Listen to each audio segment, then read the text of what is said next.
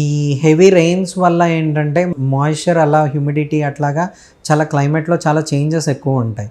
ఈ viral infections ఇవన్నీ ఏంటంటే ఈ హ్యూమిడిఫికేషన్లో మల్టిప్లికేషన్ చాలా బాగా జరుగుతాయి. వాటికి ఇది ఒక మంచి ఎన్విరాన్మెంట్ లాగా. సో ఒక బ్యాక్టీరియా కానీ వైరల్ కానీ అవన్నీ చాలా బాగా పెరుగుతాయి.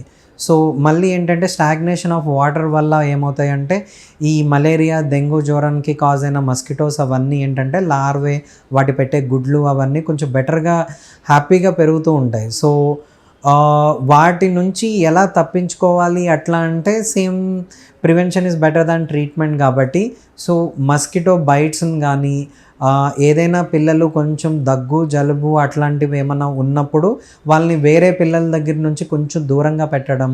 సో ఫస్టే కొంచెం ఫీవరు కోల్డ్ కాఫ్ ఇట్లాంటివి స్టార్ట్ అయినప్పుడు రెగ్యులర్ డ్రగ్స్ లైక్ పారాసెటమాల్ను యాంటీహిస్టమిన్స్ అవన్నీ కొంచెం డోస్ ప్రిస్క్రైబ్డ్గా తీసుకుంటే కొంచెం డెఫినెట్గా బేబీస్ ఫస్ట్లోనే ఇస్తే తొందరగా సెటిల్ అవుతారు.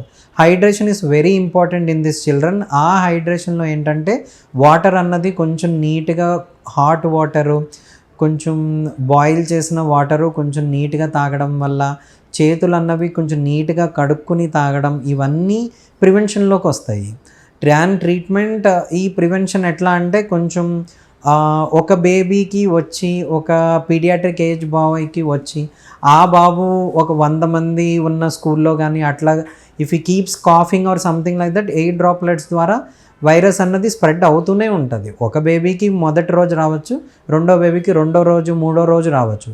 కానీ ఈ వైరస్లు ఎట్లా అంటే ఒక బేబీకి కోల్డ్ కాఫ్ రూపంలో కనపడుతుంది, ఇంకొక బేబీకి లూజ్ స్టూల్స్ మోషన్స్ అలా డీహైడ్రేషన్లోకి వెళ్ళి ఇబ్బంది పడతారు. ఓవరాల్గా హైడ్రేషన్ అన్నది మాత్రం డెఫినెట్గా బేబీస్లో కొంచెం జాగ్రత్తగా ఇవ్వగలిగితే ఈ ఫీవర్ అన్నవి ఇలాంటివి కూడా కొంచెం లో థ్రెషోల్డ్గా మనకు కనపడతాయి. సో ఎవరైతే బేబీస్ కొంచెం ఇమ్యూనిటీ లెవెల్స్ను ప్రతిసారి కోల్డ్ కాఫ్ అట్లాంటివి వచ్చే పిల్లలకి మాత్రం కొంచెం నీట్గా జాగ్రత్తలు తీసుకోగలిగితే మాత్రం డెఫినెట్గా we can have a good life.